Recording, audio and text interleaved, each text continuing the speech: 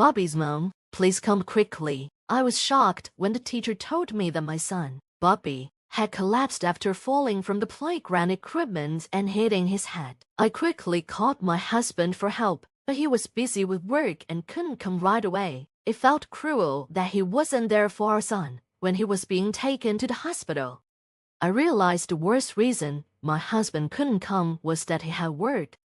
I'm Jennifer, and I live with my husband, Dan, and our son, Bobby, who is in elementary school. John works in the hotel industry and doesn't get weekends off. Because of this, he rarely joins Bobby for school events. He has never been to parent-teacher conferences or sports days. When I got a letter about a parent-child outing, I asked John if he could come, but I knew he probably wouldn't be able to. I said, "There's a parent-child outing during the next public holiday." He replied, "I can't. I have work." Even though I understood, I still felt sad. When I talked to other moms, they said their husbands made time to come to event, even if they had to work on weekends. I mentioned this to John, but he seemed annoyed and said, "So, you want me to take a day off too? You know I can't do that." I felt bad and didn't push him any further, so I decided to go along with Bobby. Many families were there with both parents, but I didn't mind. Some dads were there alone because their wives were working, and that was okay. I thought I would still enjoy the day with Bobby. However, when the kids went to play, I felt lonely. The other moms were with their husbands, so it was hard to join in their conversations. While sitting alone, the teacher came running to me in a panic and said, "Bobby's mom, please come quickly." I was scared and asked, "What happened?" The teacher said, "Bobby collided with a friend and fell from the playground equipment." I rushed to the scene and found Bobby unconscious. The teacher called an ambulance right away. I went with Bobby to the hospital while he was still unconscious. When we got to the hospital, Bobby was quickly taken for an exam. I realized I hadn't called John yet, so I quickly called him and said, "Dan, something terrible has happened. Bobby fell and hit his head. He's unconscious." John responded, "Why didn't you call an ambulance before calling me?" The teacher had already called an ambulance, and Bobby was being taken to the hospital for tests. I couldn't believe what I was hearing when John said, "You're at the hospital. Just email me the results when you know." I was shocked. He didn't plan to come to the hospital during this emergency. I said, "What do you mean? You need to come home now." But John just replied casually, "Didn't I tell you I can't take a break during this holiday? But this is an emergency. Don't you understand? Our son is in a critical situation." John responded, "I know you're at the hospital, but there's nothing I can do. We just have to wait for the results. Let me know when you get any updates. Bye." He hung up the phone. I was left staring at my phone, feeling lost. He wouldn't even come home to be with our son during something so serious. As I sat there, a man came up to me and asked, "Are you Bobby's mom?" "I'm Alex's father." Alex was the friend who had collided with Bobby on the playground. I remembered seeing Alex and his dad at the outing. His wife wasn't there because she was away. Alex's dad bowed deeply and said, "I'm so sorry for what happened." I quickly said, "I heard from the teacher that Bobby and Alex accidentally ran into each other. It was an accident, and it could have happened to anyone. Please don't worry about it." Next to his father, Alex stood there with bandages on his head, his eyes swollen from crying. "It's because I ran into Bobby," he said. I reassured him, "It's not your fault, Alex. Bobby will be fine. Once he's better, will you play with him again?" Alex nodded, still teary-eyed. His father thanked me, saying, "Thank you for your kind words. My wife should have been here too, but she's away on a trip with her friends, and she couldn't cancel it. I'm embarrassed." I nodded and said, "It's okay. My husband can't come back from work either." "Is Alex's mom also away?" Alex's dad hesitated. "Actually, yes, she's on a trip with her friends, which was planned before the field trip. I've tried to contact her, but I can't reach her." Just then, Alex's dad's phone rang. "It's my wife," he said. He answered the phone and explained the situation to her. After a few minutes, he hung up and told me, "My wife is on her way. A friend is driving her here, but it'll take about 2 hours." I nodded when my own phone rang. It's my husband, I said, excusing myself to answer the call. John said, I managed to get some time off. I'll head there as soon as I finish work. It'll take about 2 hours. I felt relieved. That's great, I said. I went back to Alex's father and told him, my husband will also be here in about 2 hours. It'll be good for both of us to be here when Bobby wakes up. Just then, the doctor came out to tell us that Bobby had no serious injuries. The test showed that he had just lost consciousness from the shock, so they were going to keep an eye on him for a while. Even though the doctor said Bobby was fine, I still couldn't stop worrying about when he would wake up. When I came out of the exam room, Alex's father was waiting for me. He was holding Alex, who had fallen asleep from exhaustion. We started talking about our families to take our minds off the situation. Alex's dad explained, my wife is a homemaker, but lately, she's been going out with friends a lot in the evenings and on weekends. When she's away, I take care of Alex. During the weekdays, it's usually my wife who takes care of him. As I listened to Alex's dad, he said, I thought my wife should enjoy her nights and weekends, but now I regret not canceling her trip during the school field trip. I couldn't help but compare him to my husband, Dan. On his days off, John would always say he needed time to relax and unwind, whether it was the weekend or a weekday. On the other hand, Alex's father was very involved in taking care of his child. While we talked, I found myself complaining about my husband to Alex's father. Then, something strange occurred to me. The way John and Alex's mother behaved was very similar. They both couldn't attend events on certain days, and those days seemed to match up with the nights they went out in the evenings. I got curious and asked, by the way, my husband went on a business trip to Phoenix last month. Alex's father asked, when was that? I replied, it was the first weekend of last month, I think. Alex's father looked surprised and said, my wife went on a trip with friends the same day. She came back with souvenirs from Phoenix. We exchanged a look, both of us feeling suspicious.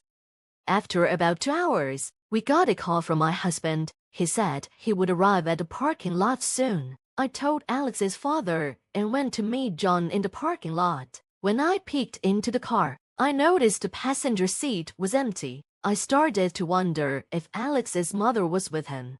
I brought John back to Bobby's hospital room, and after greeting Alex's father, Alex's mother showed up. I watched closely as she and John looked at each other for a moment, clearly caught off guard. It was like they didn't know how to act.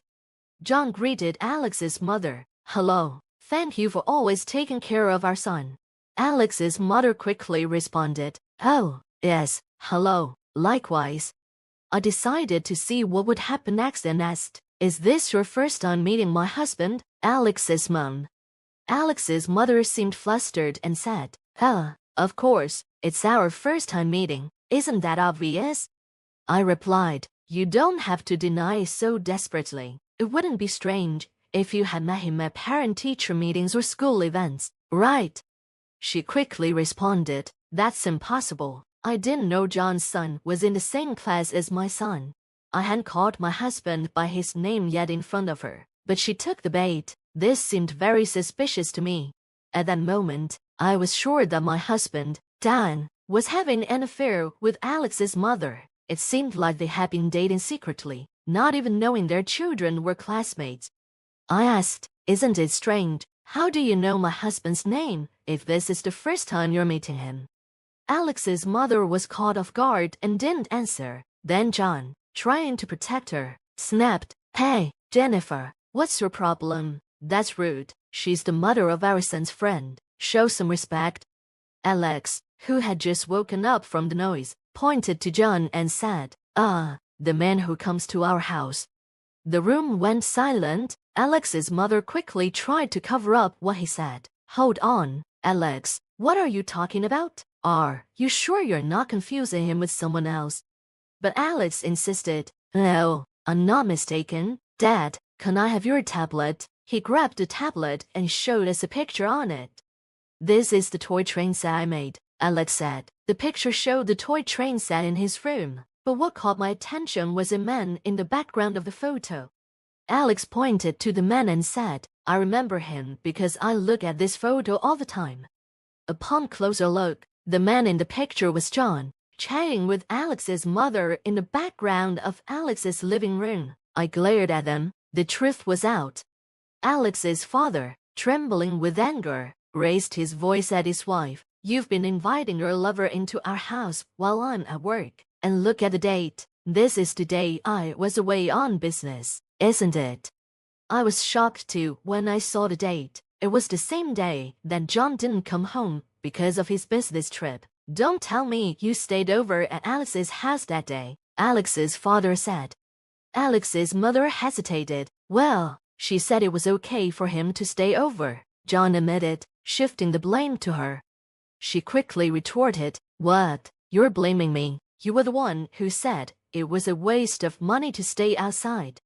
Alex's father shouted, Enough. You've been inviting your lover into a house with a child. You're unfit to be a mother. You're despicable. John flinched at his words. Then he tried to make Alex's mother the villain. She's unfit to be a mother. At least I've never met her in front of Bobby. I care about my child. I was furious. Are you kidding me? Even when Bobby was unconscious, you didn't come home. You used work as an excuse. John tried to defend himself, saying, That's not true. I rushed to the hospital, didn't I? I snapped. You came because she decided to come back, not because you cared. You didn't have any intention of coming back until Alex's dad told you about Bobby's accident. John tried to justify himself. I thought it would be okay if I wasn't there. I couldn't believe what I was hearing. It's not about whether it's okay or not. If you were a real father, you would rush to your child's side when you hear they're unconscious, but you chose your trip with your lover over our son. You're not a father at all. No matter what, John was still Bobby's father, and he told me, What are you going to do if Bobby doesn't wake up? Can you, a stay-at-home mom, afford these hospital bills? You and Bobby won't survive without me. It was frustrating because I didn't have enough savings to keep paying the bills. I wasn't sure what to do. Should I ignore John's infidelity for now? Just as I was about to give up, Bobby's weak voice called out, Ma'am. I turned around and saw Bobby barely able to open his eyes. I rushed to him, and he hugged me tightly, saying, Even if Dad's not here, I'll be okay. I'll protect you, ma'am. John was shocked. Why would you say that, Bobby? Bobby answered firmly, Because you're moving out, right? You said on the phone that you don't care about Mom. You said if it wasn't for us kids, you'd leave right away and be with someone else. I heard you say it when I went to the bathroom. John's face went pale. Bobby continued, So, I don't need to be your child anymore. I don't need a dad. John was stunned, but I finally made up my mind. I told John, I've made up my mind. Please, let's separate. At that moment, Alex's father gave me his business card and said, Jennifer, I'll help with your decision. The card had the title of a law firm director on it. We have enough evidence, like this photo. Leave the alimony and child support to me. I'm also making a claim against my wife, so it'll work out for both of us. When Alex's mother heard this, she panicked. Wait, I haven't agreed to a divorce. I won't leave you. Alex's father, coldly, said, You cheated. You have no right to choose. A mother who cheats in front of her child doesn't deserve custody. If you don't agree, we'll go to court. I have a high success rate, and I won't lose. Alex's mother quickly agreed to the divorce and compensation. Dan, seeing there was no hope, also signed the papers for alimony and child support. After that, both our marriages ended in divorce. John and Alex's mother started living together, but things didn't go as planned. They started suspecting each other of cheating, and their relationship soured. Eventually, John cheated again, and his affair was discovered by the woman's husband, who demanded compensation. Alex's mother also had an affair, but her lover used her and then left. Both of them were left with nothing. Alex's mother spent all her savings, and John was in debt from paying compensation. They blamed each other for their problems and were heading towards financial ruin. I didn't feel sorry for them. They got what they deserved. As for me, thanks to Alex's father, I received enough alimony and child support. Bobby and I are now living peacefully. Bobby recovered fully and went back to his daily routine. He still plays with Alex just like before. I've become good friends with Alex's father. We talk about everything, and my only wish now is to continue living a happy life with Bobby, just the two of us.